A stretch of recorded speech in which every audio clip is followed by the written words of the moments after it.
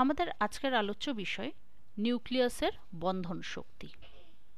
একটু রিভাইজ করে নিই নিউক্লিয়াস সম্পর্কে। নিউক্লিয়াস গঠিত হয় ধনাত্মক আধানযুক্ত প্রোটন কণার এবং নিস্তড়িত নিউট্রন কণা দ্বারা। প্রোটন এবং নিউট্রনকে আমরা একসাথে নিউক্লিয়ন বলে থাকি।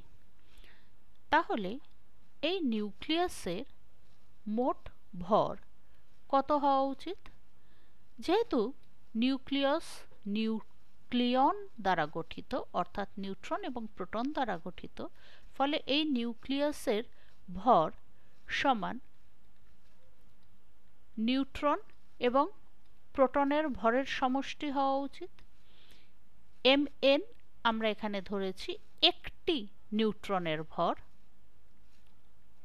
এবং mp একটি প্রোটনের ভর। নিউক্লিয়াসের ভরকে mn দ্বারা ডিনোট করছি। আমরা খুব জটিল অঙ্কের মধ্যে যাব না, খুব সহজ অঙ্কের দ্বারা এটা যদি বুঝতে চাই, তাহলে একটি পরমাণুকে আমরা সাংকেতিকভাবে ডিনোট করে থাকি x a z। এ হচ্ছে পরমাণুটির ভর সংখ্যা।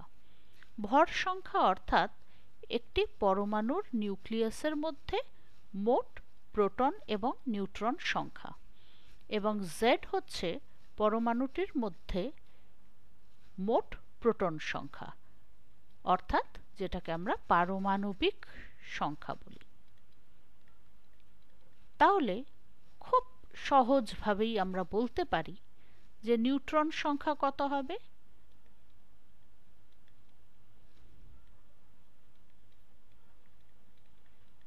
তাহলে নিউট্রন সংখ্যা সমান a মাইনাস z।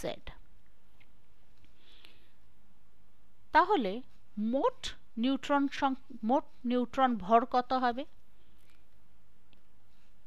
এবার এটা আমরা এক পাশে করি অঙ্কটা। মোট নিউট্রন ভর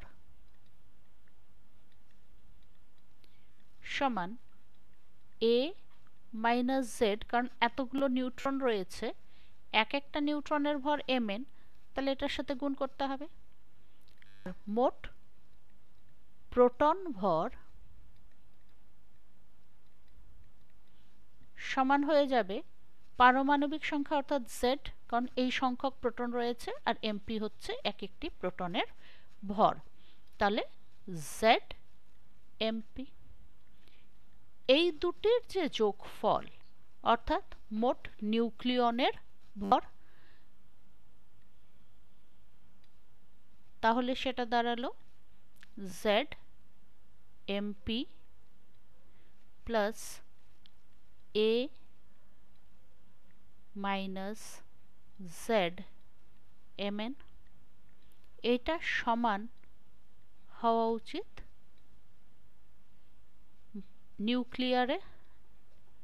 নিউক্লিয়াসের মাস বা ভর। কিন্তু ভর বর্ণালী বীক্ষণ যন্ত্রের সাহায্যে জানা যাচ্ছে যে এই দুটো মাস সমান নয়। নিউক্লিয়াসের যে প্রকৃত ভর সেটি ওর প্রত্যাশিত ভর, এটি প্রকৃত ভর, এটি প্রত্যাশিত ভর। তাহলে নিউক্লিয়াসের অ্যাকচুয়াল ভর তার প্রত্যাশিত ভরের চাইতে কম, অর্থাৎ ভরের একটি বিচ্যুতি আমরা দেখতে পাচ্ছি। এইটাই ভর বিচ্যুতি বা ভরের পার্থক্য নামে পরিচিত। কিন্তু আমরা ভরের নিত্যতা সূত্র অনুযায়ী জানি যে মোট ভর সবসময় সমান থাকবে। তাহলে কোথায় গেল এই ভর? বিশ্ববিখ্যাত বিজ্ঞানী আইনস্টাইনের ভর শক্তির তুল্যতা অনুযায়ী এই যে ভর বিচ্যুতি, আমরা সেটাকে ছোট হাতের m বলে বলছি, সেটি বিপুল পরিমাণের শক্তি ই তে পরিণত হচ্ছে, এবং সেটা আমরা গাণিতিক একটি এক্সপ্রেশন দিয়ে লিখতে পারছি, E equals to mc square. এই m হচ্ছে ভর বিচ্যুতি, E হচ্ছে শক্তি। তাহলে সিটা কি জিনিস? সি হচ্ছে আলোর বেগ, শূন্যে আলোর বেগ, যার মান 3 × 10⁸ মিটার পার সেকেন্ড। এক পারমাণবিক ভর একক এই পরিমাণ ভর বিচ্যুতি 931 MeV শক্তিতে রূপান্তরিত হয়।